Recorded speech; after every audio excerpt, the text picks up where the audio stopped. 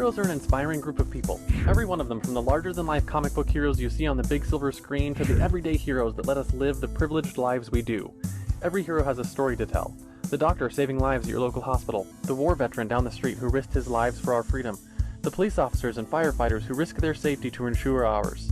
Every hero is special and every story worth telling, but there is one class of heroes that I think is often ignored. The entrepreneur, the creator, the producer, the ones who look at the problems in this world and think to themselves, you know what? I can fix that. I can help people, and I can make a difference. Then they go out and do exactly that by creating a new product or introducing a new service. Some go on to change the world, others make a world of difference to their customers. Welcome to The Hero Show.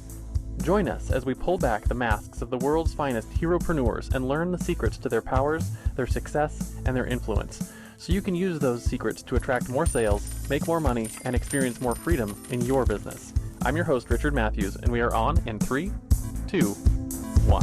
Okay, hello and welcome back to The Hero Show. I am live on the line with Emily Kumler-Kaplan. Are you there, Emily? Yes. Hi. Awesome. Glad to have you here. Let me do a quick introduction for you. I've got it over here on my other screen, so if I'm looking the other way, it's Emily, you are an award-winning investigative journalist as ABC News staffer, a newspaper reporter, columnist, magazine writer. You've gone inside the minds of murderers, world leaders, celebrities, business innovators, and everyone in between. Your fascination is with how our personal narratives play a major role in our experiences.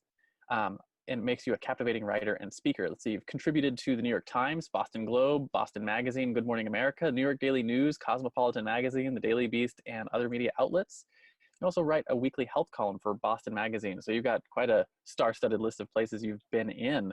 Yep. So yeah, I guess to start off with, what I'd like to find out is, what is it that you're known for? Like, what's your business like now? What is it that you actually, do you run a business outside of your journalism, or is it just the journalism that you do for work now? What's your business look like? What are you known Yeah. for? So right now it's, it's sort of funny. I feel like the last year has been sort of like my coming out party, because for a long time I was a journalist, and also separately I would sort of take breaks from journalism to run startup companies. So I've run two companies, and one of the ones that I'm running now is called Prime Fitness and Nutrition. And its sort of sister to that is a podcast called Empowered Health. And both are really focused on women's health. So we have 3 brick and mortar locations that are the Prime Fitness locations, with about 120 clients in each. And they're really geared towards middle-aged women who are trying to sort of reclaim health and lose weight. And the podcast is really sort of taking a lot of the work we've done in the gyms and open it up to a wider audience. And so what we've learned is that when women go to the doctor, most of the information that they're getting is not actually based on female bodies. It's most of the research and most of the clinical trials are really done on men, and women's bodies are quite different than men's, and the hormonal regulatory system is quite different. And so we get different diseases in different proportions. We present different symptoms, but yet we're often given the same treatment. And when the treatment doesn't work for women, people sort of act stunned. And the deeper you Yeah. get into this, the more you sort of realize, like, why are you stunned? Why are you making the assumption that our bodies are actually the same? They're not.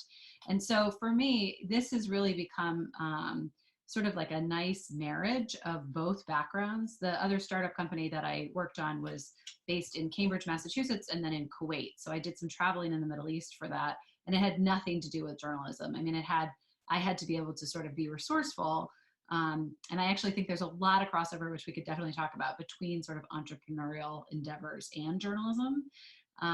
So for me, it doesn't feel like a stretch, but I feel like people are always very confused. They're like, are you a journalist or are you a business lady? I'm like, I'm both.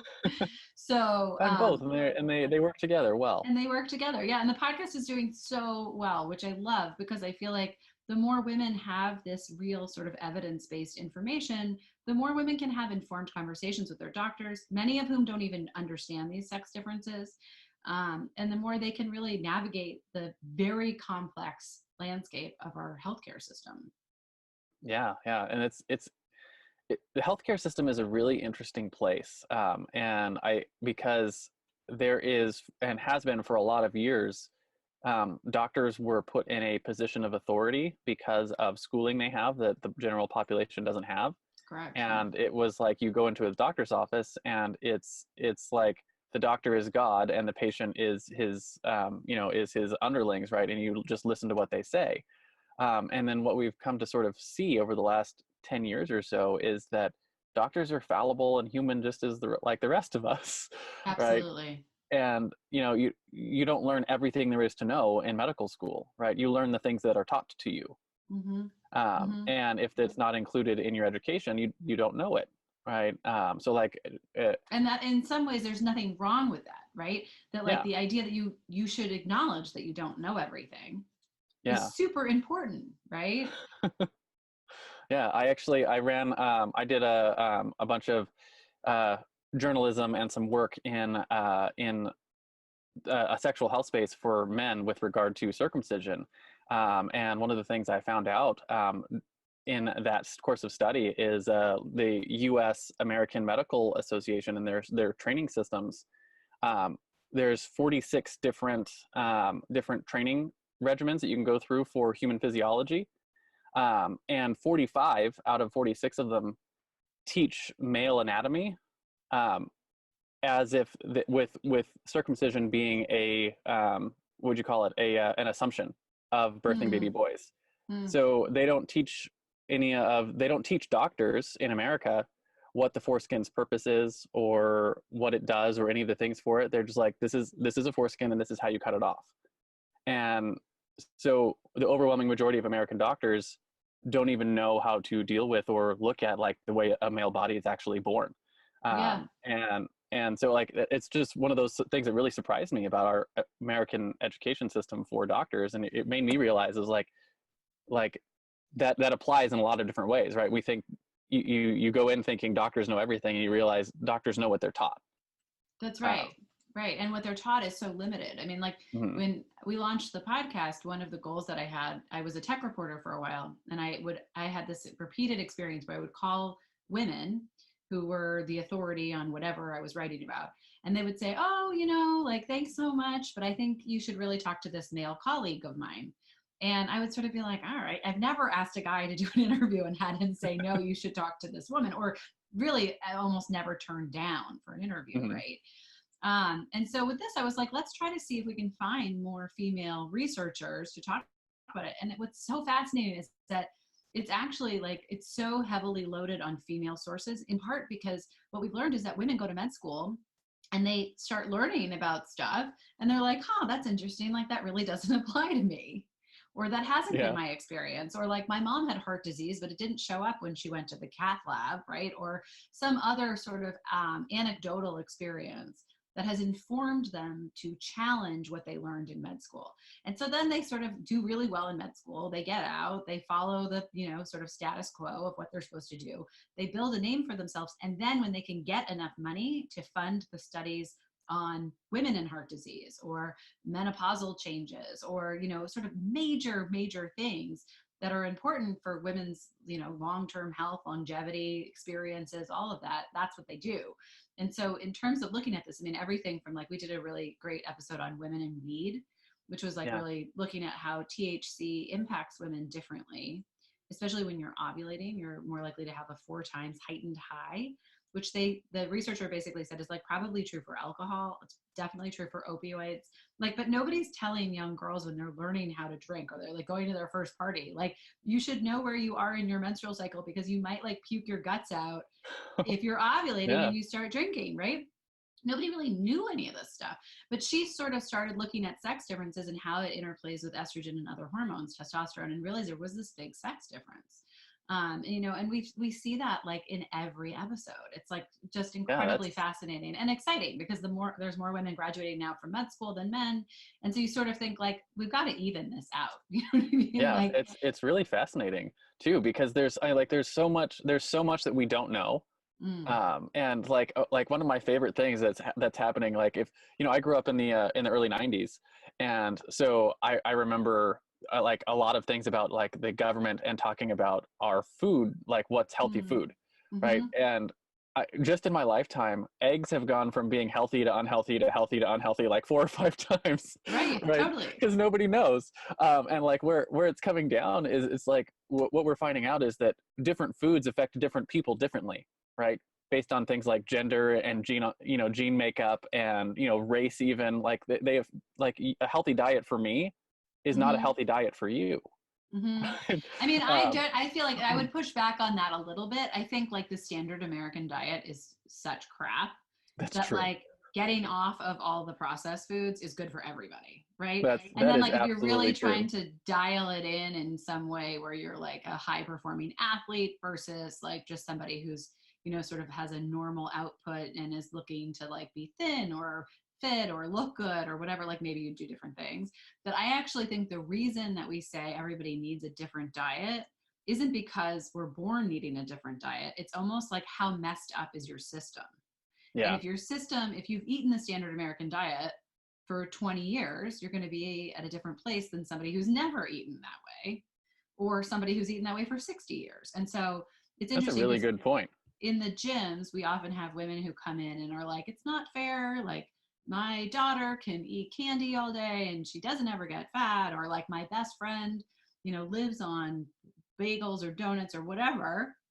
And I kind of think of it as like, somebody once said this to me, and I think it's such a great analogy. It's like I wouldn't go in the sun without sunscreen on, Hmm. right? Somebody else might, right? And they might not burn or get, you know, like skin cancer or anything else. But like, I'm not going to do that. I'm not going to say like, that's not fair. My friend doesn't have to wear sunscreen, so I'm not going to, right? It's Yeah. like we all have to know our own bodies and take care of them according to the damage we've already done, right? That we can't reverse, but we can stop making a sort of a part of our daily life. And then we can also move forward and make better choices so that we can sort of protect ourselves in a more long-term kind of way. But that is where it becomes very specific, which is why, like, you know, the food studies are some of the most garbage. Like, I honestly say to people all the time that, like, if my, you know, second grader turned in some of these reports that are these epidemiological, like, statistic p hacking total crap studies, like, he would fail. His science teacher Yeah. would say like, your methods are ridiculous. I mean, like, there's a big colorectal cancer study out of the World Health Organization that looks at red meat Yeah. and says that, you know, if you, the more red meat you eat, the higher risk you are for developing colorectal cancer, which is something that's really affecting younger people in a way that nobody can explain. And what's fascinating is that if you actually go back and you look, they categorize things like pizza as red meat. What? So when they were trying to, yeah, no, I mean, it's like some of the worst science you've ever heard of in your life. And then even things like they asked questions, it's like all food frequency questionnaires, which have a very low, I mean, like, try to remember what you ate 6 weeks ago. Like, unless you Yeah, are like I really can't remember what I ate diligent. yesterday. Right, totally. I mean, like, one of the things we do as a sound check on our podcast is we say like, oh, what did you eat the night before? Just to get the person talking so we can check their sound levels. And like, it's hysterical because people are like, what did I eat last night? And I'm always like, yeah, and that's how they're doing all of this nutrition How they're research, doing the right? research. Yeah. And so That's they would ask terrible. things like, how many cups of ribs did you eat in the last 6 weeks? How many cups of ribs, like bone in, bone out? Like, how do you measure a cup of a rib, Yeah, like I have no right? idea. So it's That's like, not how just ribs are measured. it's the worst. It's, and so like, you know, it's not to You say measure that ribs by how many napkins you had to use when you ate that would them. be better. That would be a Yeah. much more accurate analysis. So I think a lot of that stuff is just, you know, it's like people say it's too expensive to test on human subjects, but the result is we've spent, you know, hundreds of millions of dollars on these studies that really are inconclusive at the end, which is pretty frustrating. Yeah, I think I have I've lucked out in the food category because my wife loves to cook, so I get home cooked food for everything. Yeah, that's Um, it. I mean, I feel like if we just ate so like our grandparents ate, we'd be we'd fine. we'd Yeah. be much better off. Yeah, Yeah. And definitely. like this is the secret that you know, my secret that I tell everyone is like when you make it yourself, it's better. Like it Right. tastes better. Right. Like the other day my wife made roast chicken and vegetables, which again it's all from scratch, and she was like I wanted she wanted to start with the meal, and she's like we didn't have any potatoes. She's like I'm gonna make stuffing, and I was like from what? We don't have stuffing. She's like she always makes stuffing from a box at the holidays, and she was like I'm gonna make it from scratch. So she took some rolls and chopped them all up and toasted them and made and you know did Ooh, all of her vegetables and whatnot and put them all in a sauce and came out and she was like this is why you should make it from scratch because it's just ridiculously better, like everything right. you make from scratch is so much better. Right. And I was like I feel like my grandma had it right. Hmm. um and Yeah, no, I that's mean, I just what think we need that's to the do. thing. And then I think, you know, you go to like Whole Foods or, you know, whatever your fancy local natural food store is, and you think that you can get prepared foods, right? But the thing is that they're cooking that with all kinds of crappy oil. And like, I mean, it's not the same as what you would make at home. Yeah. And like, I don't know what this thing is. Like, have you heard of the Beyond Meat? That's Yes. been, yeah, Beyond Meat is getting all sorts of attention right now because of their big IPO. And like, if you look at the ingredients on Beyond Meat, it's like a huge thick paragraph Right. of like all stuff you've never heard of before. And it's like you take the same like ground beef burger patty that you've made from Beyond Meat, and it's like what the ingredient is. It's like beef. Right. Right. Right? No, I Like mean, I which one think are you that putting in your body? it's such a good point because you want to be able to know what you're putting in. And if you can't even Yeah. pronounce it, you probably shouldn't eat it. Yeah, yeah. So I totally get that where you're coming from on that. So I guess I want to transition a little bit and talk about your origin story, which is how did you get into all of this sort of this business, right? How did it happen for you? We talk all the time on the show. Every hero has their origin story. It's where you started to realize that maybe you were different, maybe you had superpowers, and maybe you could use them to help other people. How did that happen for you? So, I mean, I think we're going to go into sort of like a therapy session here, but part of it is definitely like the family that I grew up in. So, I grew up in a very intellectual family, and my older sister, who is an art history professor, who's sort of world famous, is really brilliant. And I think growing up in a family with two parents and an older sister, I had younger siblings, but you know, sort of formative years in that environment really taught me how to fail. And I know that I'm not like this, I'm not asking for sympathy. This was like the best thing that could have ever happened, really, because I think I kind of came out of the womb, not a disappointment, but just so different than the Hmm. rest of my family that, you know, I was much more social than my parents or my older sister still are today. And I think that difference felt out of place, Hmm. but it also allowed me to learn to take risks because I think had I not had that, I would have been nervous that like I would have been a disappointment. Whereas if you sort of start out as a disappointment, then you're kind of like, okay, well, I got this. Like I can raise my hand or try this thing because what's the worst that's going to happen? I'm going to end up right where I started, right? And if Yeah. something great happens from it, well, awesome, right? And so I think that probably was a huge influence on me when I was younger, which was hard when I was younger, right? But and now looking back on it, it kind of has all worked itself out. And I think that also really made me intensely interested in people and how there Hmm. was such a range of kind of how people respond in situations and how people think about things and how people judge each other. And all of that, you know, certainly comes out in the businesses that I've run as well as in the, you know, sort of world of journalism.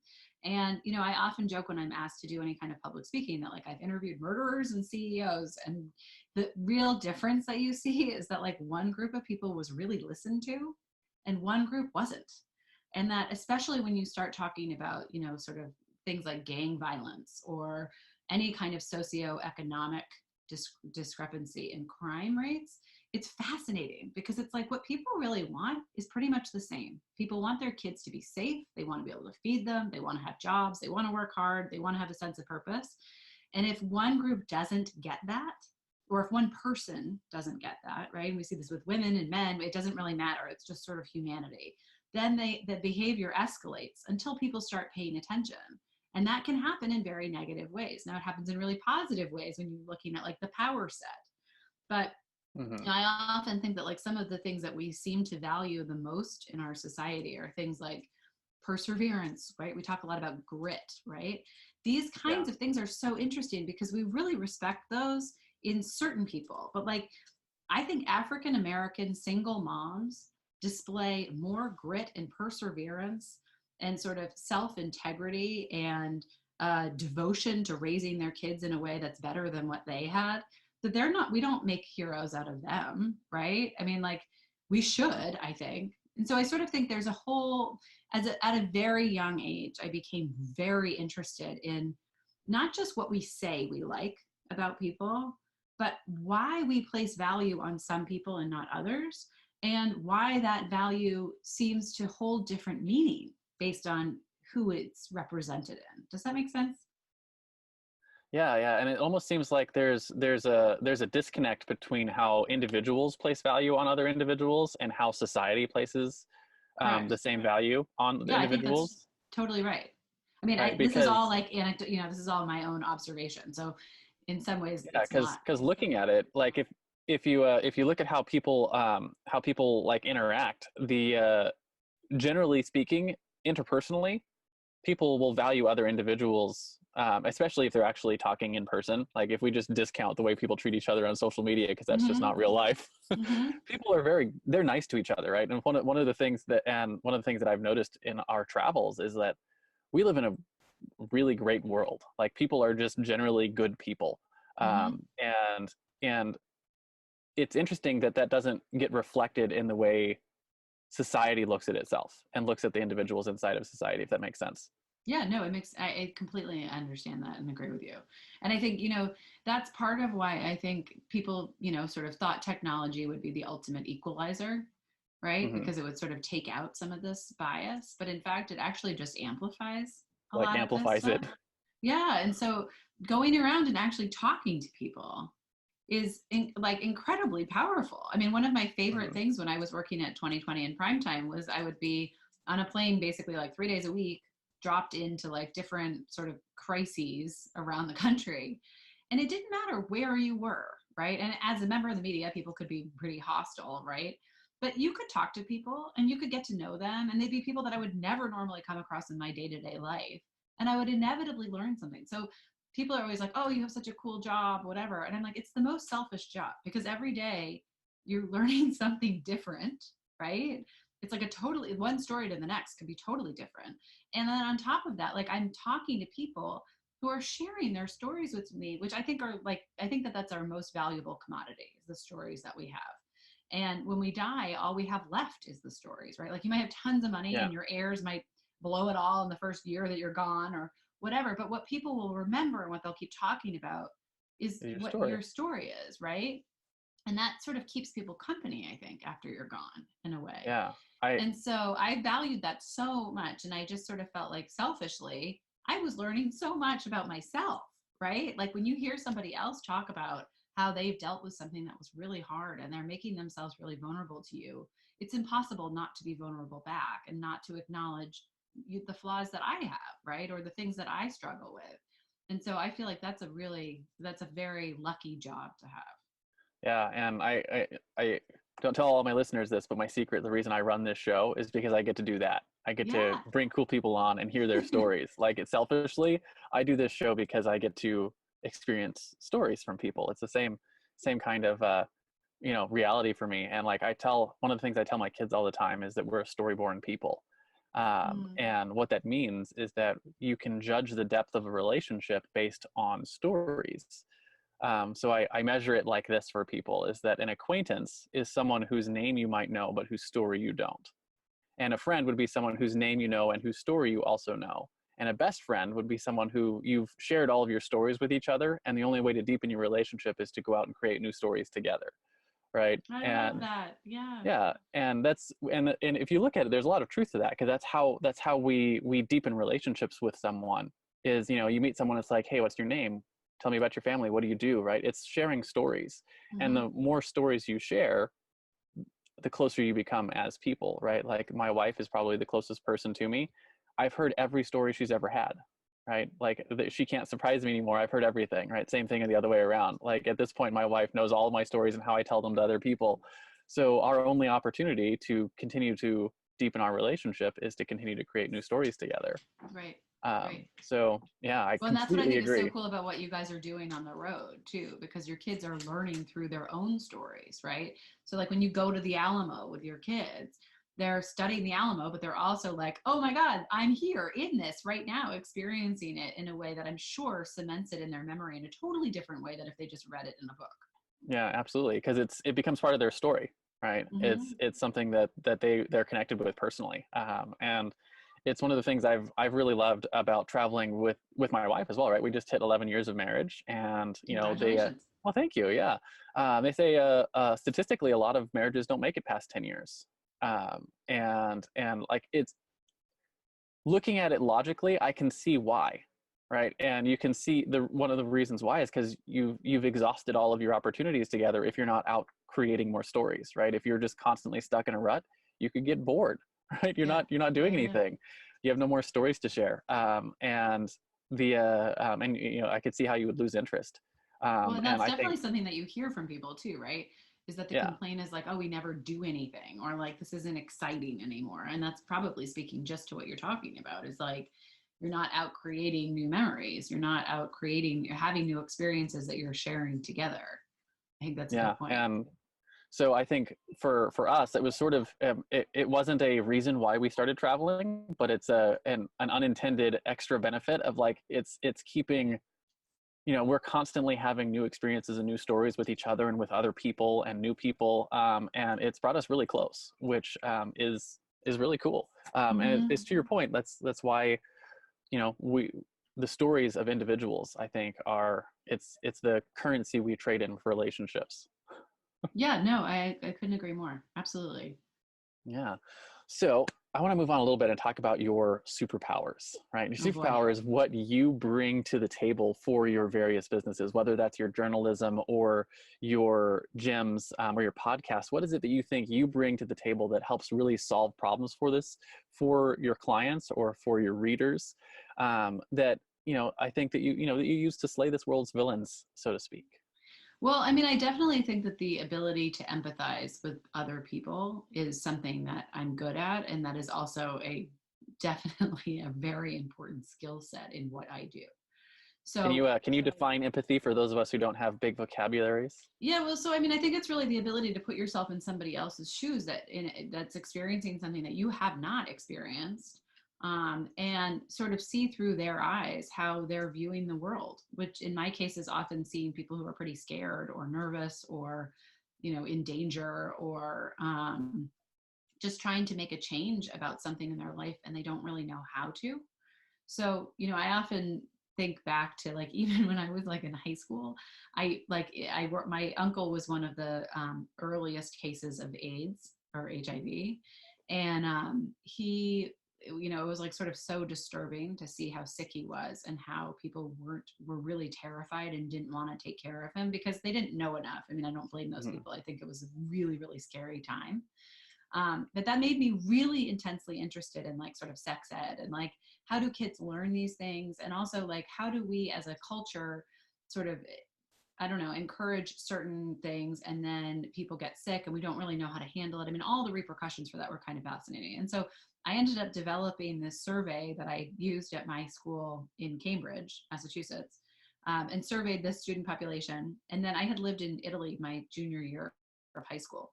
And I went back for part of my senior year and interviewed that class or that school population to compare them because obviously in Rome, Italy, everybody's very Catholic and no one's allowed to Mhm. really talk about sex, but the kids are all doing stuff, right? And so it's sort of like, how does Yeah. education play a role in all of this?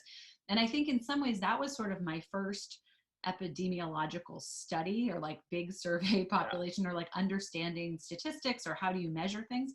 But for me, it was also a big part of the survey that I designed was asking people to talk about what they were scared of or like what they wish they knew more about.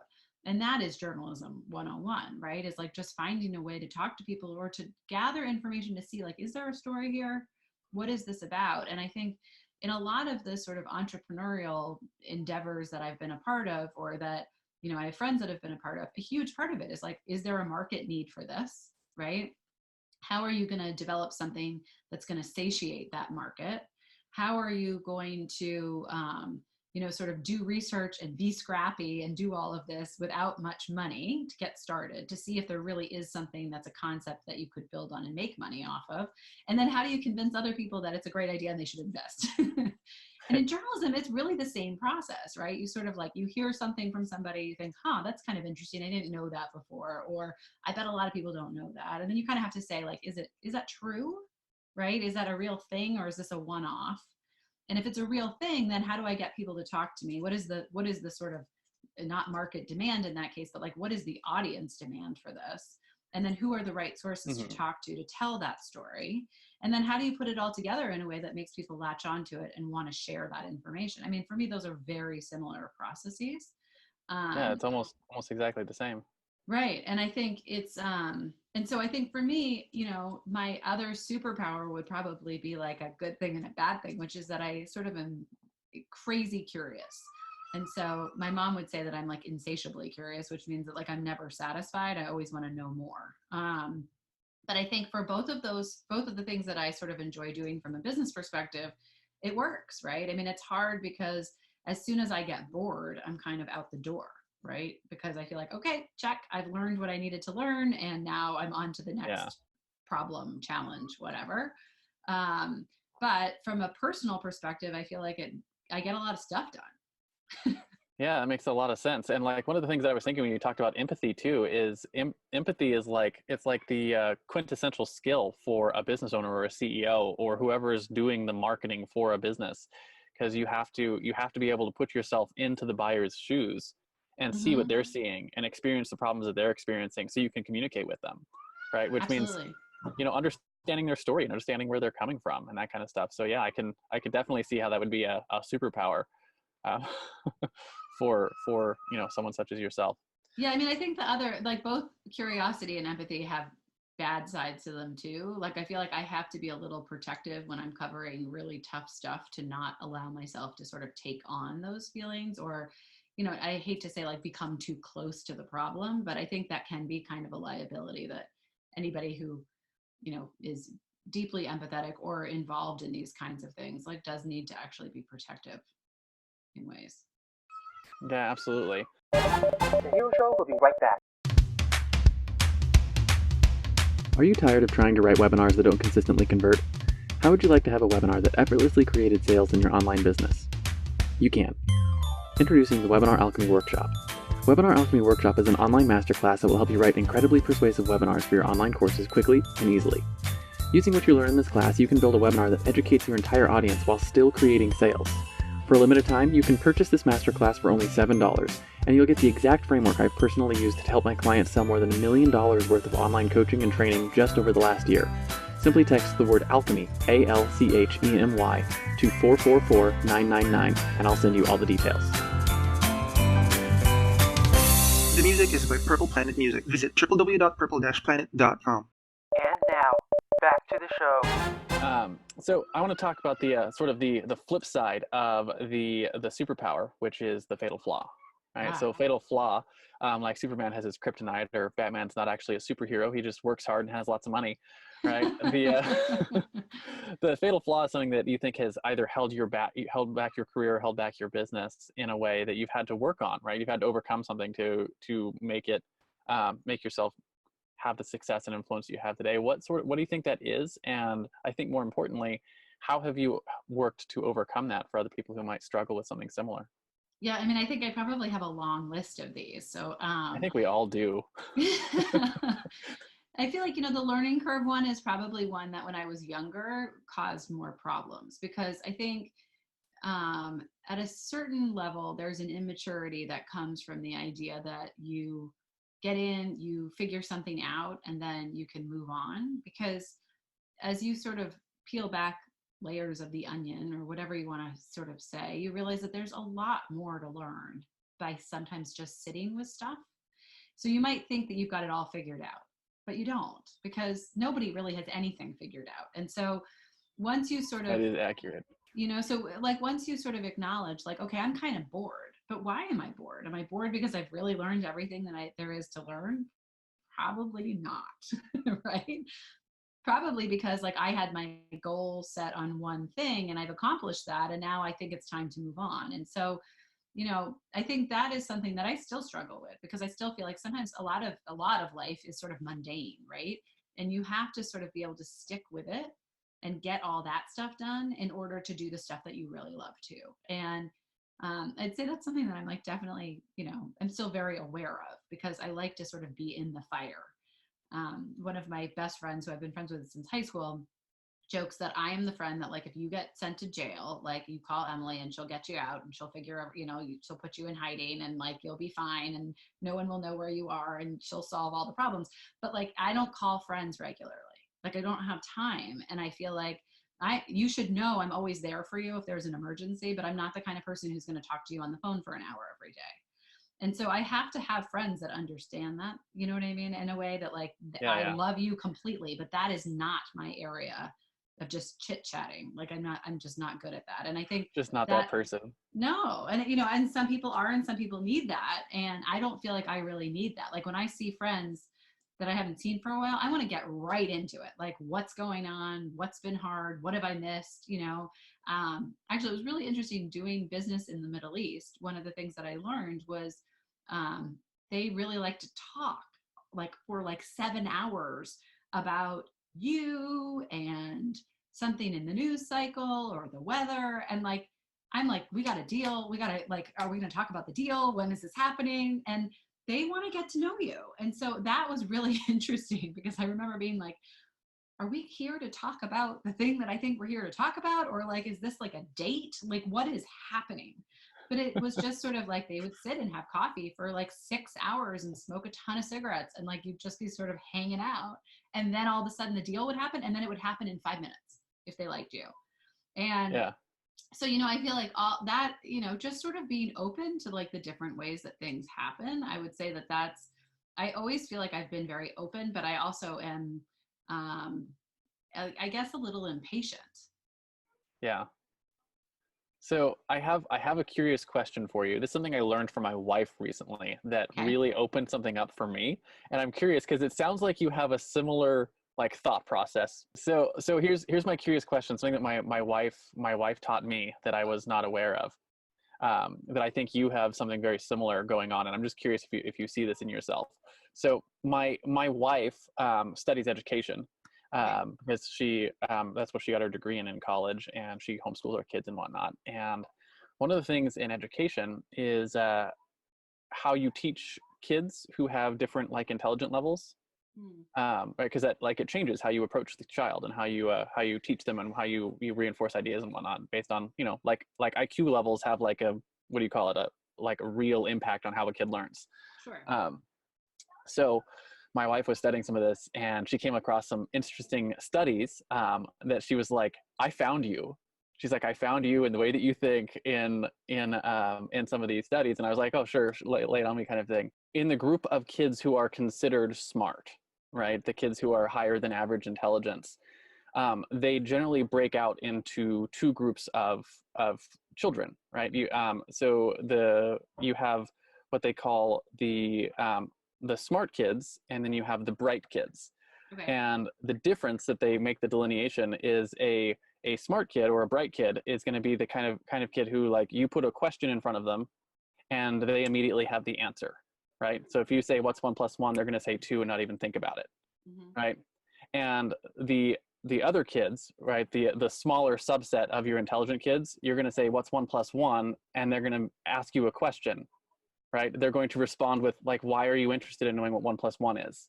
Like, what type of one are we talking about? Are we talking about 1 monkey + 1 monkey is going to equal 3 monkeys? Or are we talking about like 1 egg + 2 eggs? If we put them together, we now have 2 eggs. Like, what's going on here, right? They want to know the context. They want to ask questions. They want to get deeper. And like, that's a different type of intelligence. And it's a much smaller subset of people, right? So they say if you break down your intelligent kids, 80% of your intelligent kids are going to be you ask them a question, you get an answer. And about 20% of those, about 20% of those kids are going to be the kind of kids where you ask them a question and what you get back is not an answer, you get another question, right? And that smaller subset is the subset where savants come in, right? So like if you ever watched Big Bang Theory, Sheldon Cooper would be one of a savant is going to be in that subset of people where they are they're constantly asking questions and digging deeper and going in places like that. And it's a completely different way to think, and you approach the world differently. So you approach questions, and you approach a lot of things sort of from that like you're not really interested in getting like, I don't know quite how to say this, because you were talking about once you've learned the thing, like you're done. Like I figured it out. Like I answered the question why, so it no longer interests you, right? It doesn't matter how many steps there are to completion. You're like, I've got it done. I'm figured out. I moved on to something else. Right.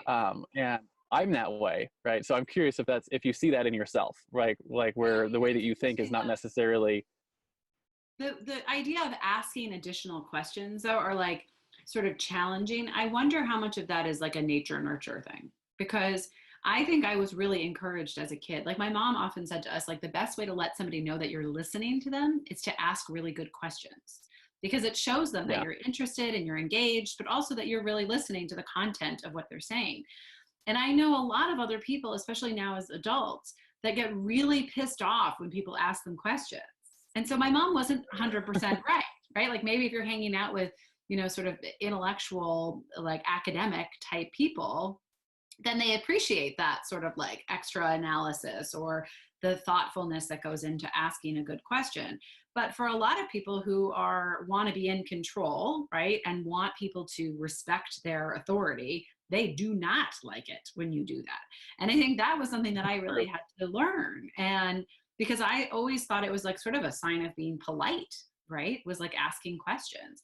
And I think when my husband and I were dating, he had a nickname for me where he was like, you're the Riddler. And I'm like, what do you mean? He's like, you could literally have like a cape with question marks on the back because like you never stop asking questions. And I was like, well, is that obnoxious? And he's like, no, but it can be exhausting. And I'm like, oh, well, I'm just trying to show that I'm interested, right? Like I'm really curious about what you're talking about. And I also think like as a kid, a lot of times people would be talking about things that I really didn't understand and it was pretty boring. And that the way I could engage was to say like, oh, explain that to me, or how does that work? And then people would often be like, wow, that was a really profound conversation that I had with Emily, who's 10, right? And I wasn't trying to be profound. I was literally just didn't understand it. And as a journalist now, especially covering medical stuff, it's fascinating to me how much asking really simple questions can not unravel the person, but can take them aback. Because so much of like what you were saying is like they learn this in med school and then they repeat it, right? And when you say to them, but why, or what is the mechanism of action that's causing that symptom or that disease? They're like, well, what? Like, and you're like, well, don't you want to know why that's happening in the body? Like, what is biologically happening that's causing cancer, right? Great, huge. We've spent billions of dollars on cancer research. Nobody really understands cancer, right? Is it a genetic disease? I don't know. I'm not convinced because I think like there is so much about what they found with like mapping the cancer genome that suggests that it is like far more complex than what we thought it was, right? And so I think this idea of asking questions for me really started as like a way of dealing with boredom and also like wanting to be polite. And it's come back to kick me in the ass because a lot of times people will be like, wow, you're really aggressive. And I'm like, what? I'm trying to be polite. Like, I'm not trying to be aggressive, So.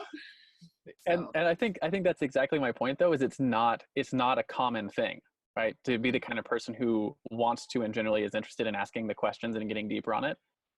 Even with really smart people, a lot of times it's like, here's the problem, here's the answer, I got the answer. And they're not questioning their premises. Right. And it's not a common thing. So I think you have the benefit of having gotten both the nature and the nurture for the desire to delve into questions, and do all of that. But yeah, I think it's a unique skill to be able to see beyond what is presented to you and ask the deeper questions, right? To question the premises and to question like the reasons why we're doing the studies the way we are and doing some stuff like that. Because I don't think it's a common skill. Yeah, I mean, and I think, when you're saying it like that, I really think it does go back to the fact that like I always knew, like in some ways I always wanted to disprove my older sister. Do you know what I mean? Because she was so smart and she knew she could read like coming out of the womb, right? And she just like sort of soaked up all this knowledge. And so it was like, there was definitely a motivation and a competitive sense of being like, well, maybe she's wrong. So how do you know that? And how do you know this, right? And so I wonder if that was part of it too. I've never really thought of it that way, but that would definitely make sense that it's like, there can be a debate quality to it, right? Where you sort of are doing a Socratic method where you're getting somebody to explain something that really comes around to your original point, right? By asking enough questions, you can kind of get them to make your point for you. It's persuasion 101. Right. Which I think is really useful. But I also think like you got to have both, because if you're just somebody who's sort of on the attack, that's really unpleasant, and it's unpleasant for you too. Yeah, and right, you're acting in the other thing that's really useful to know about it too is to know where the weaknesses are of that type of thinking. And like you mentioned, being the kind of person who's like, I got bored with this. Did you get bored because it didn't engage your questioning stuff anymore, or are you bored because you actually because there's still more to learn here, and you need to move on. And so like one of the things, my wife's on the other end of the spectrum, where she's very, very bright, but she's like, I want to, present me with the information and I'll get you the answer. And so someone like that is like, she's really, really good at getting the things done. And I'm really, really good at like figuring out why we should do the things. But then once I figured it out, I don't care anymore. Like, and then I don't get anything done. Right. So Yeah, like you need to sort of temper it. And whether that's by having someone to push you and make you do the things you don't want to do, or by just realizing that, hey, I need to work on that part of my personality. It's just useful to be aware of. Yeah, no, definitely. And it's funny because I feel like my husband is brilliant. And if you watch Jeopardy with him, you like want to throw the remote control at his head, because it's like a question he like knows the answer. And I'm like, I haven't even had time to like finish reading the question. And like, how do you do that? It's incredible.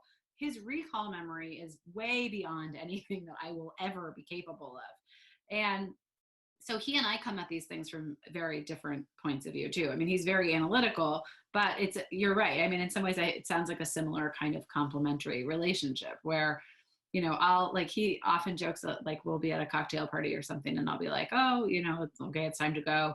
And then I'll spend like an hour saying goodbye to people and it drives him nuts, right? Because he's like, somebody's like, oh, like you want to get it done. Right. And like, thanks for coming. And I'm like, oh yeah. And will I see you on Tuesday? Or like, is this happening? Or what about this?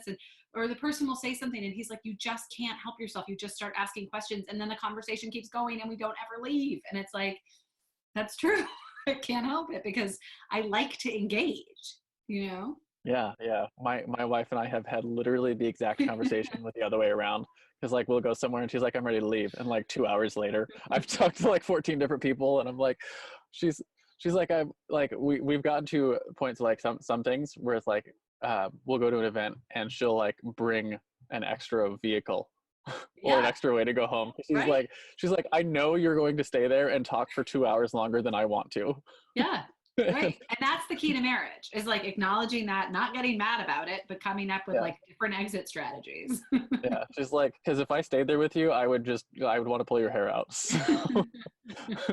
Yes, that sounds very familiar. Yeah, absolutely. So let me move on a little bit and talk about your common enemy. So I like to think of the common enemy in terms of that's something that you're fighting against with your clientele, right? So I think this probably makes a lot of sense inside of the context of your gym business. The ladies that come to you, what's something that you constantly find yourself having to fight against to help them like move past so they can get the results they're looking for, that you sort of run into on a regular basis, something you have to fight against with them? What do you think that is? I mean, I think misinformation is probably across the board the thing that is the common enemy, because so many, especially women, have come in trying millions of different diets, right? And some of them quite restrictive and unpleasant, psychologically, physically, the whole deal. And they feel like failures. And so part of the job of the managers in the studios who do the nutrition counseling is to kind of say to them like, whoa, like your body doesn't really want to be starved, right? So like, we're not going to starve you. That doesn't actually work long-term. And like, we have clients who have been with us for years and years and years. They've gotten great results, but they love coming and they're never going to leave, because we're not a quick fix model. And I think women get really taken advantage of, which is something we could talk about in the realm of the podcast too, where, they're just sort of dismissed when it comes to health. And I think fad diets are probably like top of the leaderboard in terms of manipulation of women. And also, just like you were saying with the egg studies, like just really garbage information out there. And so then there becomes this breakdown in trust, right? And so you read something one day and then you read the opposite thing the next day and you think, my God, no one's going to be able to help me, because like, how do you know what to trust if everything, and like it's changed completely over the last 10 years too, because of our access to information. Mm-hmm. Like, before the medical community would argue amongst themselves about whether or not eggs were good and nobody would know. But now, like, it's on your Facebook newsfeed. Yesterday, eggs were good. Today, eggs are bad. Tomorrow, eggs are good again, right? So everyone knows. We're all confused. Right. And I think, that you could make the same argument about the media, right? It used to be that there were 3 network news channels and you tuned into one of them every night at 6 o'clock, and whoever was the guy behind the anchor desk was the guy that you got your news from. And that guy had a team of people behind him, and they were sorting all of the news around the world, right? And back then it really was around the world, because all these news outlets, newspapers, TV, magazines, they had bureaus, right? Which we don't even have anymore. So like there was an office that was in Turkey, right? It wasn't like, oh, we got to drop some reporters in there or find some freelancers that are there. It's like, we've got a bureau. We have established relationships, right? Like we can call on those people. Bloomberg, I think, is the only one who really still does that.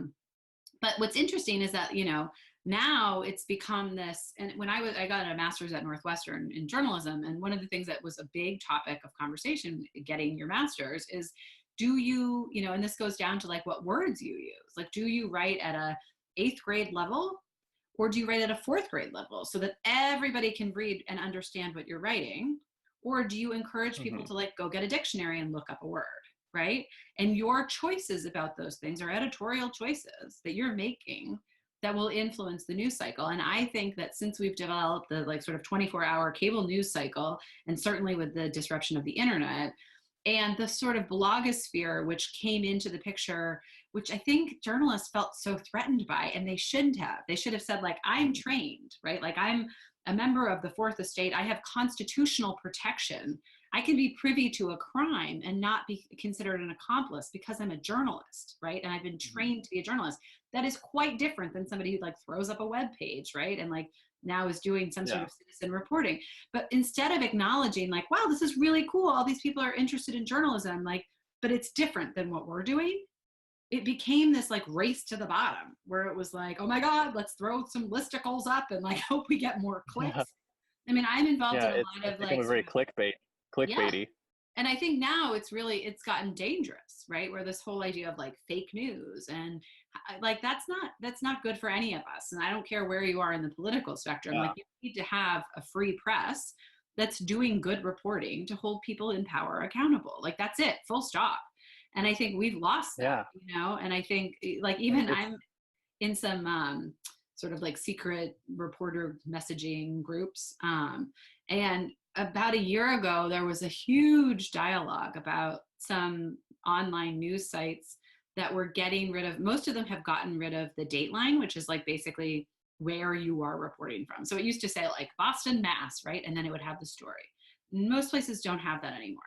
But now they're starting to get rid of the time and date because search engines will prioritize the most recent information. You get rid of the date of a story.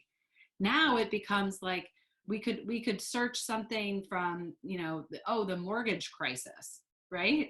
Like if you Googled that and it came up today, you'd be like, shit, the stock market's crashing. Like what happened?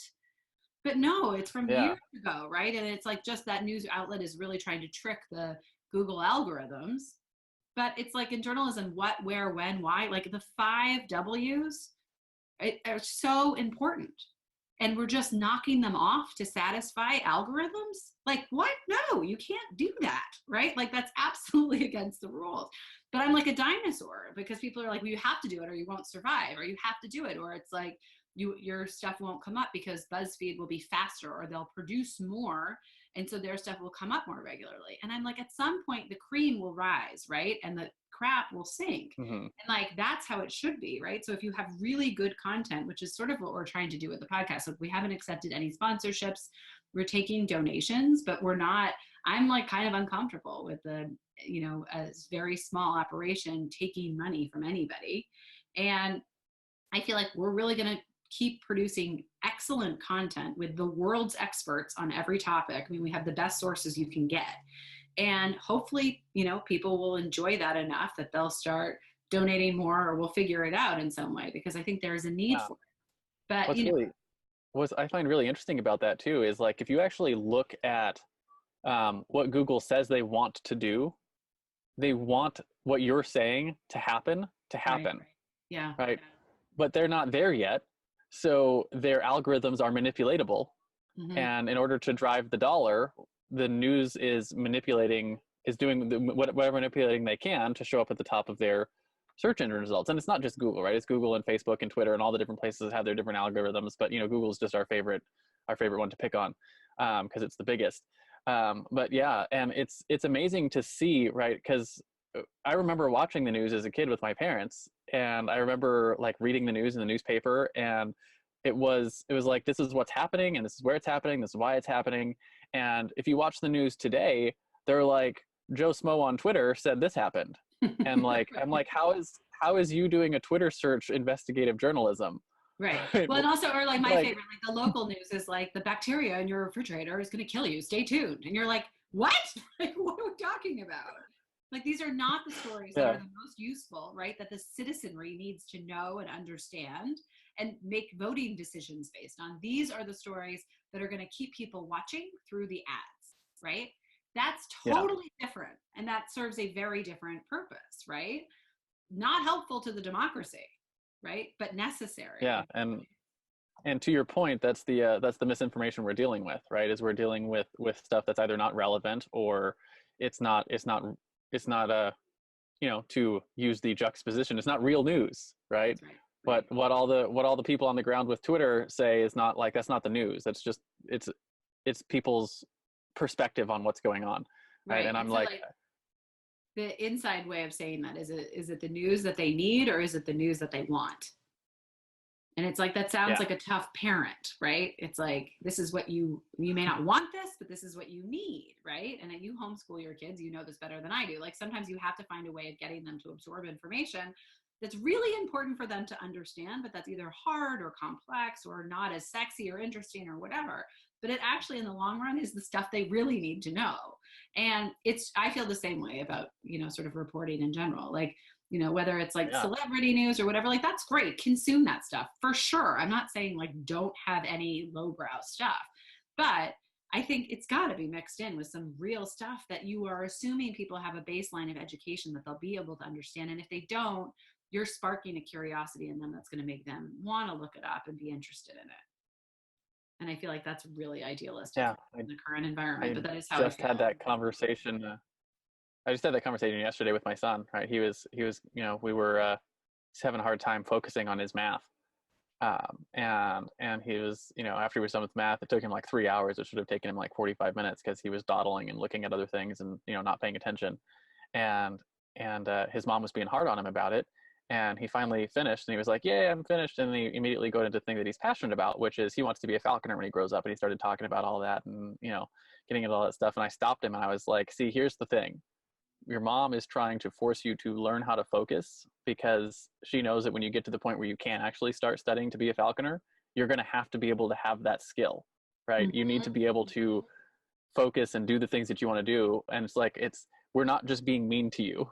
We're not like Right. making you do these things because we have to make you do these things. You have to learn the skill of being able to focus and get work done, even if you don't like it, right? Because that's going to let you do the things that you want to do later. That's absolutely right. I mean, and I think that's such a hard, I remember giving my like algebra teacher such a hard time, being like, when am I ever going to use this? This is like totally pointless.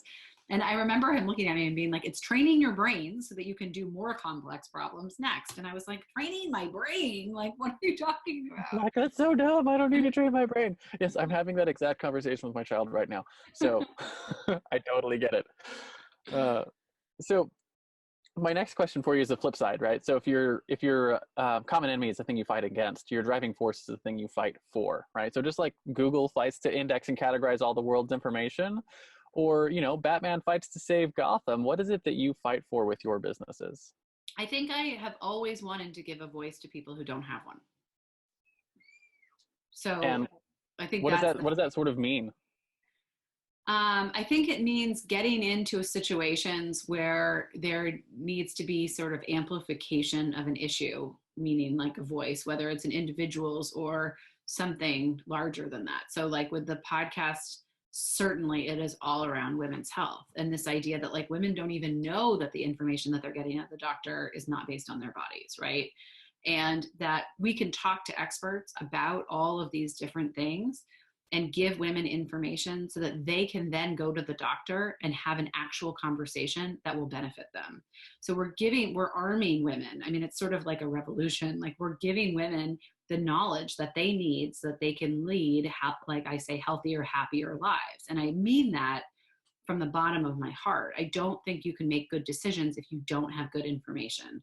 And I think that has always been something that has bothered me, whether it's like, gossip that people are saying about somebody that you're friends with, right? Or it's information that goes really to the heart of your medical care. You need to know what's right and what's wrong and what the research is. I mean, we're doing a big episode that's not out yet on mammograms. And the efficacy of mammograms as a screening test is terrible. I mean, it is so bad. And yet, statistically, everybody turns 40 and they go and get a mammogram, and it's just what you do.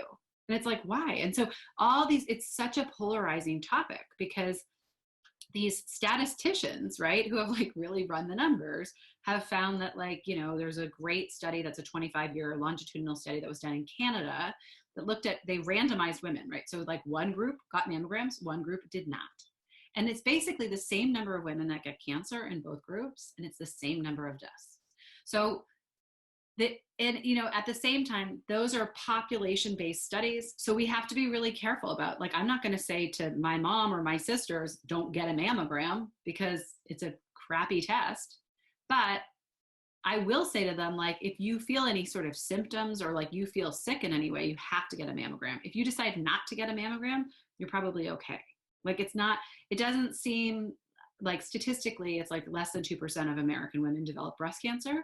And so if you unplugged these mammogram machines and you randomly checked, just sort of ticked off 2% of the population, you'd have about the same results. I mean, that's sort of the positive predictive value that we've found with these tests. But that is so hard to talk about, because people feel so oh, I had a mammogram and it found breast cancer. How can you tell me not to get one? And so I feel like part of my job is to give the information to women, and I'm not going to tell you what to do with it. That's your choice. But at least you have the information so you can have an informed conversation with your mother, daughter, friends, and certainly with your doctor. Because in my experience, and certainly what we hear over and over again on Empowered Health, is this idea that women go to the doctor and they say, hey, I don't feel great. These are my symptoms. And doctors are like, you know what? You're depressed, or you have anxiety, right? These are the most common diagnoses that women have. That's not actually true. They're presenting real physiological symptoms. And at the very least, they should be tested for things that would fit in those categories, and they're not. And so my hope is the more that we share this information, and I think we have a lot of doctors who listen to the podcast, which is great, that will allow the doctors to become more curious and more informed and realize that there are many different ways of looking at a lot of these things. And it also will arm up the patients to go in and say oh, well, I mean, and our show notes are really extensive. So they're transcripts of the shows, but then they link out to every study that's mentioned.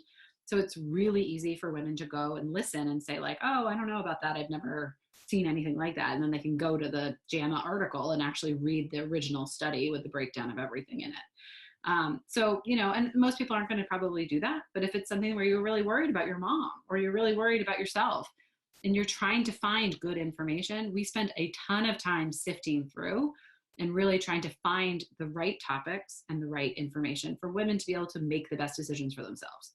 So I think that's where I feel like we're giving voice to people. I have two thoughts. One of them was on the idea of giving voice to someone. The picture that came to my head is taking individual conversations that you would have on a individual level and being able to raise them up into societal conversations. Mm-hmm. Is almost like what you mean when you're saying giving someone a voice, right? We're taking stuff that's not heard in the bigger conversations and raising them up into the place where people can hear those. Is that sort of? Yeah, absolutely. And also just sort of raising some, starting a little bit of a fire, right? If you went to the doctor and you said, I'm having night sweats, and really I feel super moody and I'm not sure, sometimes my heart is racing. And they said, oh, it sounds like maybe you're going through menopause. We're going to give you some hormone replacement drugs. And you'd be like, oh, no, wait, sorry, I'm a dude. I'm not going through menopause, right? That's basically for me the equivalent of what happens to women when they go to the doctor.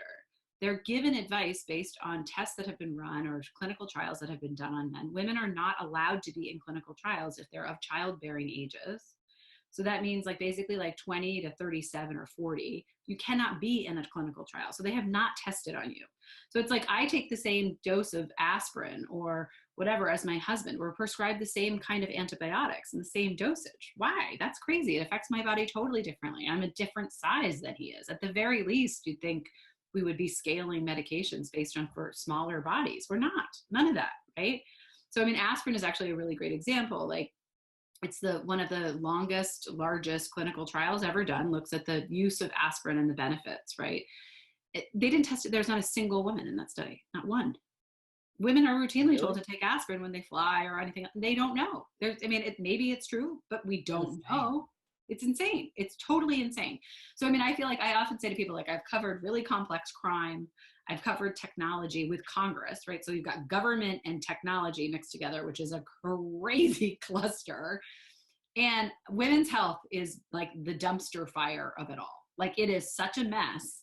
And the fact that people don't even realize it's such a mess is what has gotten me so revved up in this project, because it's like, it's just insane to me that you go to the doctor. And I mean, statins are another one. Women who are, people think we should put statins in the water to reduce cholesterol. Women's cholesterol runs higher than men's naturally. And a healthy woman, her HDL, which is her good cholesterol, if you're going to consider one to be good, would be higher. And yet that's not given any consideration in terms of the markers for when you should prescribe a statin, right? So the markers are probably based on men. And then on top of that, women are like 400 times more likely to develop diabetes if they're put on a statin. So every doctor who's prescribing, should be basically sitting down with their patient and saying, look, your cholesterol is high, but you're also overweight. And you have these other, whatever, your A1C is high, you have high inflammation, you're more likely to develop diabetes. So I'm not going to give you the statin. Instead, you really need to lose 20 pounds. Like that's what you need to do, not give you a drug that's going to cause another problem that's going to require more drugs. That's crazy. That's how we treat. Yeah. And I think there's interesting things that are happening too, like politically right now with gender, that is, I think, affecting the medical community.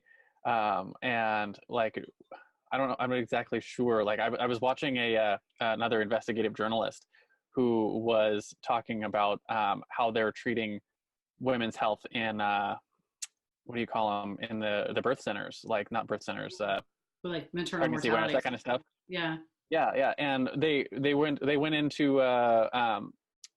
one of the clinics for a pregnancy, and he dressed himself up as a transgender woman, and brought a friend of his who was pregnant, brought her urine with him to go get a pregnancy test. And basically it was a positive pregnancy test, right? That's what he was going to see, like how would they respond to a transgender woman with a positive pregnancy test. And it blew me away because they brought their secret cams and whatnot, and they basically told him and said, you're pregnant. And he's very obviously a 6'2" man dressed in women's clothing, right?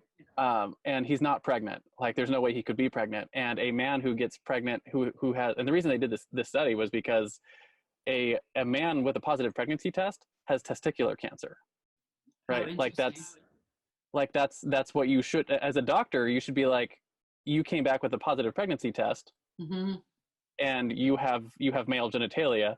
Like this is a bad thing. Right. And like that's, you have the markers for testicular cancer. And they didn't, right? They were like, you're dressed as a woman, you're pregnant, here's all the things you need to know about being pregnant. And they sent him on his way. Right. That's and fascinating.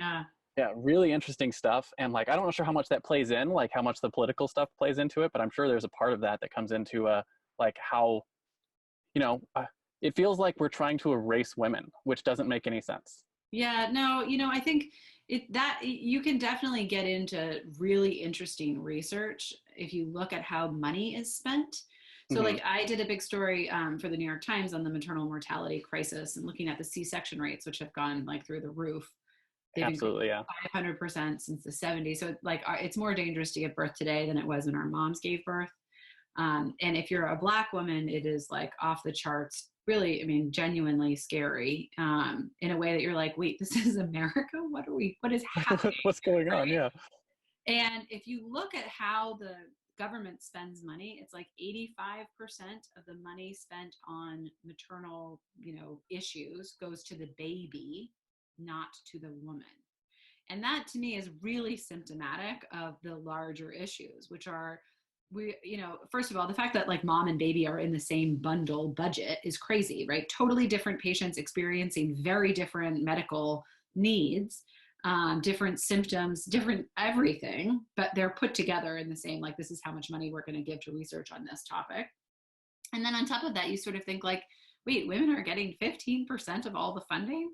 That's nuts, right? That's crazy.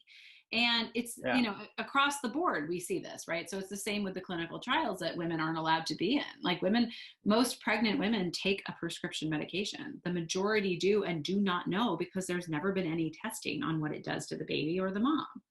What? Like where, and across the board, the sort of consumer protection is not there.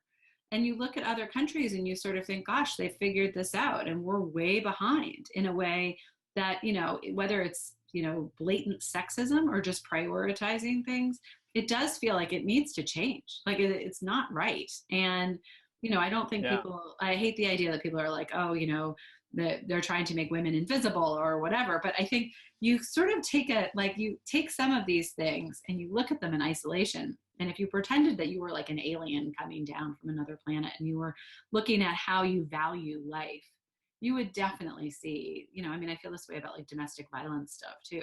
Men are often given second chances, right? When it's like the woman and the children who are the ones that are sort of the most vulnerable, and that you're taking a chance with their lives on the off chance that this guy has gotten his, stuff together enough that he can re-enter the family or be responsible for children. That's not the right value system. I'm not saying that I'm against redemption or forgiveness or whatever, but when it comes to really like safety issues, no way, right? Yeah. So I think there is a value judgment that's coming out in a lot of this medical stuff. And I think the maternal mortality crisis is a big one because it's outrageous, When our son was born, that was actually one of the things that when we were picking hospitals for our son, we looked at the mortality rates for mothers and we looked at the C-section rate. Good for you. And it's really interesting because like one of the hospitals in town had a 37% C-section rate. Mm-hmm. And another hospital in town had the national average. Yeah. And one of the other hospitals in town had a 3% C-section rate. Bet you could guess which one we picked. Yeah. Most people don't even know that you can look that up, right? So like that's awesome that you guys did that, because like Consumer Reports did a big write-up on like C-section rates in hospitals, which was like the first sort of big national. Leapfrog is another great organization that has sort of made that information public. But like you absolutely, if you have choices, you should shop around, because there's a culture in the labor ward that's making something go wrong. And the long-term impact for women is significant. It's a higher mortality rate if you have a C-section, and the risks from having a C-section can cause death up to 5 years later. No one's tracking that, right? Like my daughter's 5. I didn't have a C-section, but if I did and I died, is anybody going to look at my, my death certificate is not going to say like death due to complications from a C-section 5 years ago, right? And so I think all of that, death records are like a whole nother topic, which we could get into, which are fascinating because what do you list? I've done a lot of I've done a lot of studies on that. I mentioned earlier we did a bunch of research on the circumcision stuff, and circumcision death from circumcision is vastly underreported for the same reason, because you can have symptoms in the baby that will actually kill them, that happen months, sometimes even years later, that can be directly traced back to the circumcision, but will never be linked to it. So the actual infant mortality rate caused by circumcision in males is a lot higher than any of the studies will show, because of how far into the future things can happen. Wow. I didn't know that. Yeah, like one of the things, I'm going to probably get the word wrong, the medical word. Maybe it's hyposplasia, but the scar tissue where the top part of the circumcision and the bottom part of the circumcision come together, that can break at any time in your life, like throughout the history of your life, and you can bleed out. Wow. And, and that's like a thing, but nobody knows that. Right. And it's not associated with the circumcision. Right? It's like, oh, he had an injury to his genitals or whatever, and it's not tied back. Yeah. So like, it's the same kind of thing. Right. That we're not studying like what does a C-section look like 5 years down the road. Hmm. And I don't know how you deal with that. Like, I don't know what the how you fix things like What's that interesting is happening. that in places like in England, which, so the story that I wrote for the Times was looking at other countries and how they've dealt with this problem and how we haven't, basically. Yeah. And we had about the same rates of maternal mortality as the UK did in the 40s and 50s. And then they were like, whoa, this is a public health crisis. We need to fix this. And so they basically, what we did was like, we've blamed moms for being too old or too fat or whatever. And then we've blamed doctors for saying like, you don't care about your patients. You just want to deliver more babies in one night, or the liability is too high. So everybody's doing C-sections. And they took a totally different approach, which was basically like, this is a healthcare problem. We need to fix this on a systemic level, not blame individual players, right? Like, this is clearly happening across the board. And part of what they do now is when a mom dies, which is very rare in the UK anymore because most babies are delivered by midwives, so they're not in these ICU type units anyway. But they also then do a full sort of retrospective where they like look at the social media posts of the mom. They go back and they like talk to all of her friends and her family, and they see like, was she presenting symptoms? Did she not know those symptoms could have been, as life-threatening as they turned out to be? What kind of intervention was there? When, most of these deaths are happening postpartum. And in the United States, women are expected to go back to work like 6 weeks later, right? If you have a massive surgery, you're not going back to work 6 weeks later without really increasing your risk of complications, right? So these become very cultural rather than just medical problems. But the other big takeaway for me was like, they have somebody come to the mom's house, right? And say like, how's it going? And they hold the baby and they talk to the mom and they make sure that she's okay. We don't have any of that. We have like, oh, I got to take my child to his or her pediatrician appointment like 3 times the first week that you're home or something, right? And then I've got to get myself to another appointment without the baby, right? So I've got to have somebody to help me. And it's like the whole system falls apart. So there's actually a woman who's doing a lot of really awesome work in North Carolina. And she is basically figured out that she needs to have a clinic that sees moms and babies together, because moms are much more likely to show up for their postpartum visits if it's for the baby, right? So it's like, if my baby has to go to the pediatrician, then he's not going to miss that appointment. I can miss mine, but he's not going to miss his because he's a baby, right? Mm-hmm. And so if you combine those appointments, then you get to see mom too, right? Such a simple idea. Something really, really interesting about that. I run a supplement company on the side, and we have what do you call it? Female multivitamins, like for women, and we have men's multivitamins. We have teens, and we have children, and we have baby, and we have prenatal. And just off the top of your head, could you guess whether or not the prenatal vitamins or the women's multivitamins outsell? Like, which one sells more? For sure. For sure. 100%, because we have the hardest time getting women to buy multivitamins for themselves. They'll buy the men's multivitamins for their husband, and the teens multivitamins for their teens, and the kids multivitamins for their kids, and the prenatal multivitamins when they're pregnant, but they won't buy their own. Mm-hmm. Right. And it's just, I'm not sure if that's I don't know what you call it, a cultural thing, or just it's a way that women think about themselves. They don't think about themselves until they're caring for someone else. Right. So it's brilliant. It's brilliant to bring in, like, how do we get the, it's the mom and the baby coming in for their appointment. Right. Yeah. No. And I think it's like sort of, that old analogy or adage or whatever of like, when you're on an airplane, you have to put your own oxygen mask on first, and then you put it on your kids, because if you can't breathe, you're not going to be able to take care of your child. And like, I use that a lot in our wellness centers, because at Prime, you often hear people say like, oh, I don't have time, I can't. And it's like, well, if you're not healthy, who's going to take care of your kids? Like, you've got to, if you want to be here for your kids, you've got to start taking care of yourself. And that's hard for women. That's really hard, because it's like, well, this person needs this and this person needs that. And it's like, what about you? You need some stuff too. Yeah. You need to take a break, take care of yourself, right? You have to, we talk all the time in my entrepreneurial stuff with my clients, is you have to be healthy and fit to run your business, or you're not going to be able to run your business, right? Like, it doesn't matter if you make all the money and do all the things if Right. You die while you're doing it. Yeah, that's right. And that's such a good reminder, right? Because people also think like, oh, I just have to get all this stuff done. I fall prey to that all the time. Like, oh, I just have to push through all of this and then I'll be able to. And it's like, no, sometimes there is no and then. So you got to find a way to incorporate it into your day when, you know. Yeah. It's a concept I teach regularly. I call it giving yourself permission to play. Right. Mm, And a lot of entrepreneurs particularly suffer from this. And I think moms do too, is the idea that I get all of my work done and I have earned my ability to play, uh-huh. right? My ability to relax. And then the problem is like we have so many things to do that we feel like we've never gotten them done. So we never take that time. Right. And it's because it's fundamentally it's backwards, right? You cannot perform your best if you are not well rested and relaxed and well taken care of. Right. Mm-hmm. So it's foundational to your success in your other areas is taking care of yourself. Mm-hmm.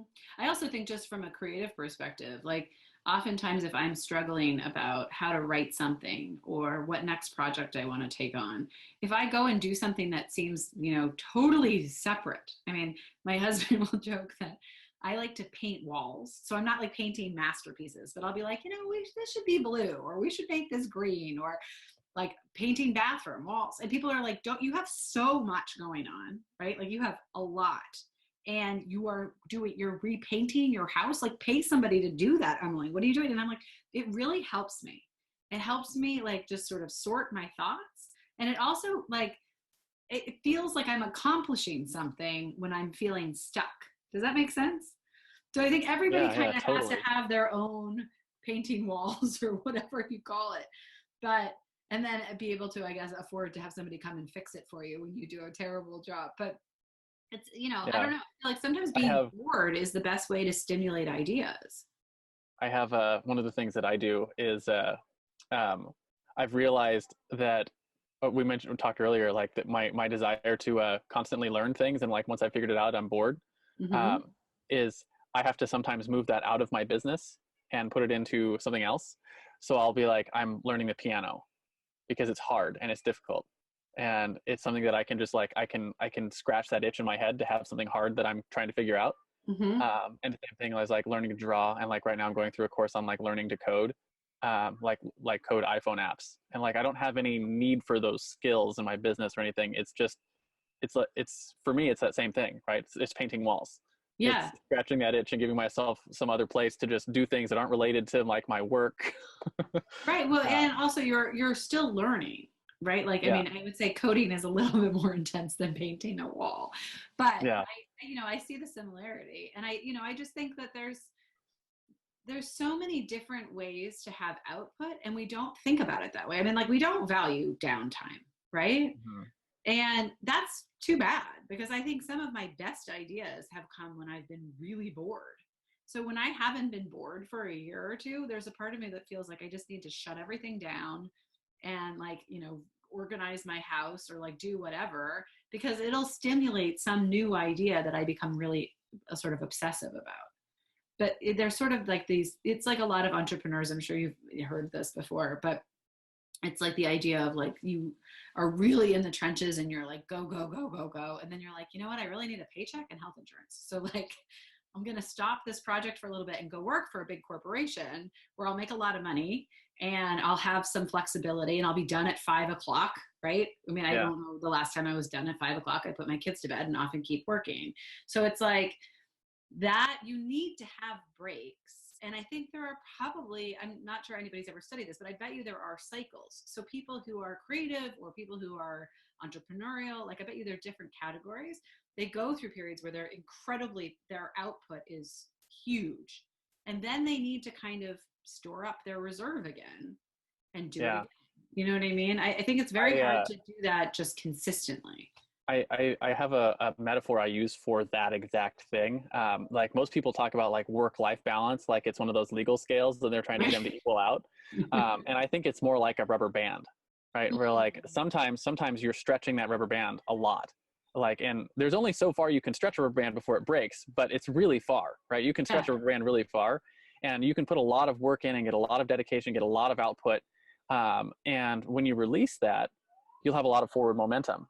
Right, you can have a lot of forward momentum from that work, but the state of the rubber band after you've done that is relaxed, right? You need to have both, right? Because Yeah. if you just always stretch, you'll break the rubber band. Right. That Um, makes so much, I love that. I've never heard that before. That's great.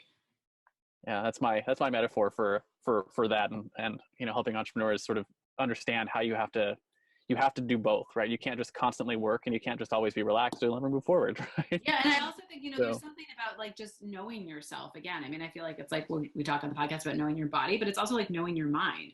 So it's like there was that big article that was like in the, it was the New York Times, the Wall Street Journal, maybe a year ago, about how like Bezos works people to death. And that like it's, all these Amazon employees, and that he basically says in like any kind of senior level interview, you better not have a life because you're going to be here all the time.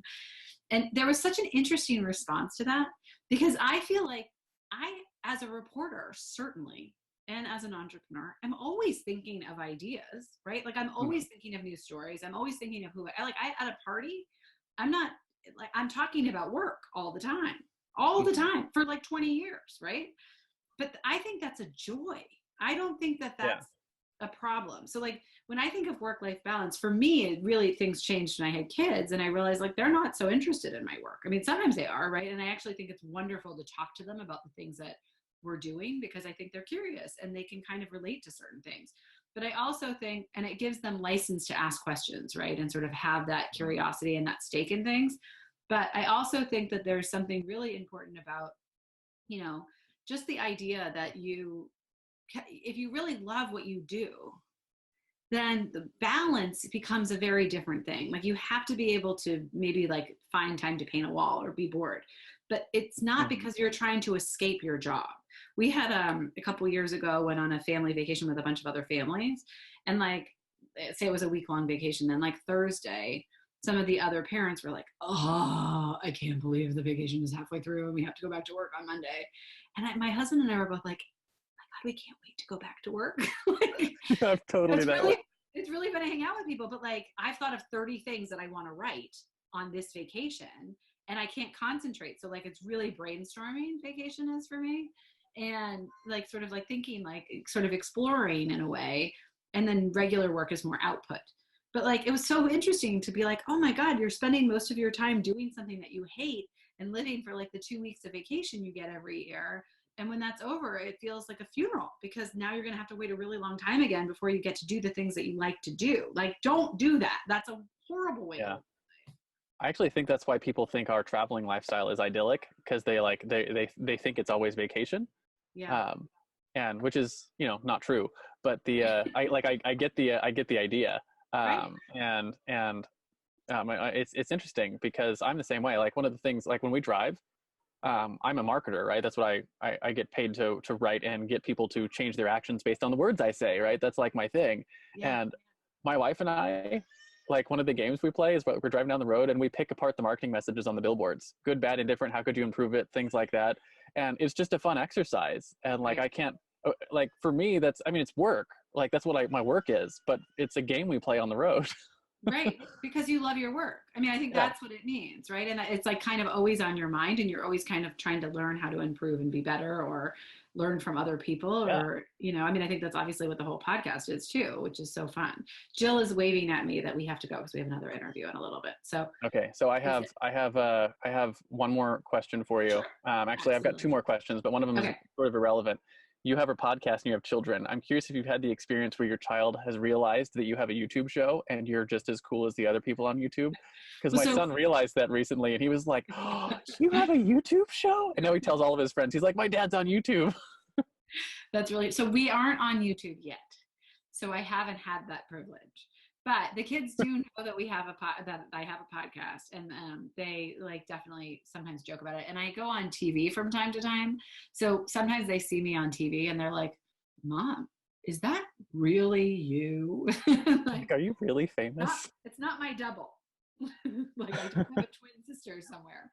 But YouTube is a big deal. So two quick questions for you. One of them is your guiding principles, right? And just top one or two principles or actions you sort of put to use every day in your business that you think have really helped contribute to your success. So I think I'm pretty impact driven. So I always like to say to people, or say to myself, you want to always be proud of everything you do. And so I think the idea that when I decide to do anything, I want to feel like it's contributing to something that's going to help people, and that I'm going to look back on it and feel proud of it, which is, I guess, like, sort of like, I think everybody has their own internal sense of what they take pride in or what they feel like is meaningful. And for me, that's a sort of a litmus test that I use a lot to sort of say, like, is this going to help somebody else? And will it make me feel good that I did it the way that I did it? Yeah, absolutely. So impact is a top principle. So I know this interview went a little long, but really fascinating conversation. And I even skipped a couple of my questions that we generally ask. So hopefully my audience forgives me for that, but it's really fascinating conversation. So last thing for you, where can people find you if they want to listen to your podcast, or what areas your gym's in, or if they're interested in coming to your gym and they see that, where can people do that? So the podcast you can find on empoweredhealthshow.com. And our social medias are all basically around that. So what is Instagram? Empowered Health Pod. Empowered Health Pod. And then my Instagram is News Not Noise. And then we're on Twitter, but we're not really, like, I feel like Twitter is like just a lot of angry people. So I'm like sort of sometimes on Twitter, and then I take long breaks from Twitter because I sort of don't think it's always so productive. But you can follow us on there. And then Prime, the gyms are, the website is myprimefitness.com, and they're in the Boston suburbs, but you can also, hopefully pretty soon, we're going to develop a curriculum that will be online for women who are not local. So you can definitely, if you go to the empoweredhealthshow.com site, you'll be able to sign up for our newsletter, which is where we're going to notify you about all kinds of stuff. And then I have 2 business books that are business advice books that are coming out in August 2020. And we'll definitely blast our newsletter list about those books and giveaways and stuff like that as we get closer to that drop date. So that's a good place. If you sign up for the newsletter, we can send you. We also have tons of vendors that we're going to start giving out as free product for people who are on that newsletter. Rather than taking money from them, we thought we would pass it on to our listeners. Awesome. So thank you so much for coming on the show today. It's been a pleasure talking to you. If you are listening and you are interested in this stuff, definitely check out their show. It's Empowered Health Podcast. Yeah. I assume you can find that on iTunes, stuff like that. I'm probably going to subscribe to that, get my wife to listen to it because it sounds really good. Great. And you have any final words of wisdom for our audience before we hit the stop record button here? No, I mean, I think the big takeaway for me, like after this, hour and a half therapy session, is really like, you got to find stuff that you really love to do, and like just ask lots of questions, because you're going to learn stuff about yourself and other people, and engaging in the world is really, I think, the key to being happy. Absolutely. Thank you so much for coming on the show, Jill. Appreciate it. Thanks for having me. It was a lot of fun.